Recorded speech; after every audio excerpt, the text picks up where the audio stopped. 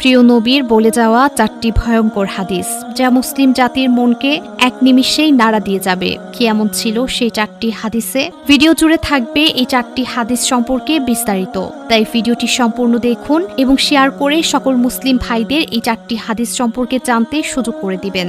প্রিয় মুসলিম ভাই ও বোনেরা, আপনাদের কাছে একটি প্রশ্ন, বলুন তো কোরআনের সবচেয়ে ছোট সূরার নাম কি?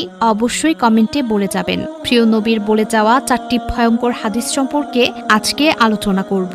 মুশরিক মুনাফিকদের কোনো কাজে না আসলেও আমাদের মুসলিম ধর্মের প্রত্যেকটি মানুষের এ বিষয়ে সতর্ক থাকা উচিত। 1 নম্বরে যে হাদিস সম্পর্কে বলা হয়েছে তা হলো রাসূলুল্লাহ সাল্লাল্লাহু আলাইহি ওয়াসাল্লাম বলেছেন, যে ব্যক্তি অন্যের গুনাহ নিয়ে খোঁটা দেয় আল্লাহ তাকে সেই গুনাহ না করানো পর্যন্ত মৃত্যু দিবে না। তিরমিজি শরীফ 2505। আল্লাহ বলেছেন, তোমরা তোমার পাপকে গোপন রাখো এবং গোপনে আমার কাছে তওবা করো, আমি গোপনেই তোমার পাপ ক্ষমা করে দেব। সুবহানাল্লাহ। অনেকেই আছি কারো পাপ সম্পর্কে জেনে গেলে সেটি নিয়ে তাকে অনেক কথা শোনাই, দুঃখ দেই। তবে মুসলিম ভাই ও বোনেরা, মনে রাখতে হবে আমরা কখনোই কারো গুনাহ নিয়ে হাসি ঠাট্টা বা খোঁটা দেব না। 2 নম্বরে প্রিয় নবী যে হাদিস সম্পর্কে বলেছেন সেটি হলো রাসূলুল্লাহ সাল্লাল্লাহু আলাইহি ওয়াসাল্লাম বলেছেন, মৃত্যুর পর তাদের মাথা পাথর দিয়ে ভাঙা হবে যারা ফজরের নামাজ না পড়ে ঘুমিয়েছিল এবং যারা কুরআন গ্রহণ করে ছেড়ে দিয়েছিল। বুখারী শরীফ 7047। প্রত্যেক দিন আল্লাহ আমাদের 24 ঘন্টা সময় দিয়েছে, তার ভেতরে মাত্র 5 ওয়াক্ত নামাজ আমাদের উপর ফরজ করেছেন। কিন্তু আমরা আজ এই ফিতনার দুনিয়ায় আল্লাহকে ভুলে গিয়েছি, নামাজ রোজা ভুলে গিয়েছি।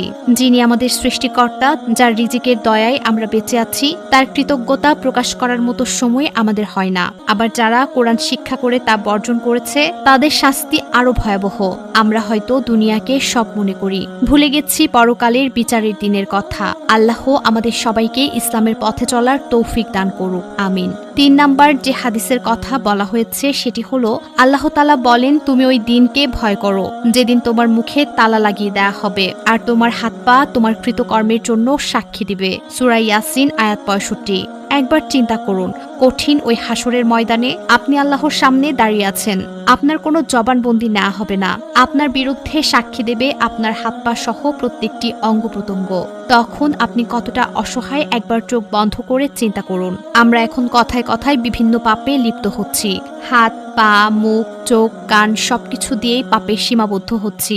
এমন একটা সময় আসবে যখন আল্লাহর দরবারে আমার মুখ কোনো কাজে আসবে না, আমার মুখের কোনো কথা গ্রহণ করা হবে না।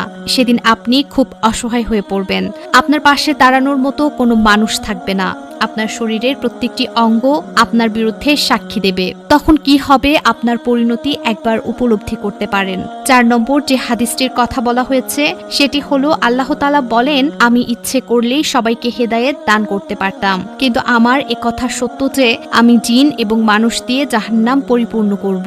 সূরা আজ-সাজদা আয়াত 13। মানুষ সৃষ্টির সেরা জীব। আল্লাহর তৈরি যত মাখলুকাত আছে তার মধ্যে মানুষকে শ্রেষ্ঠত্ব দান করেছেন।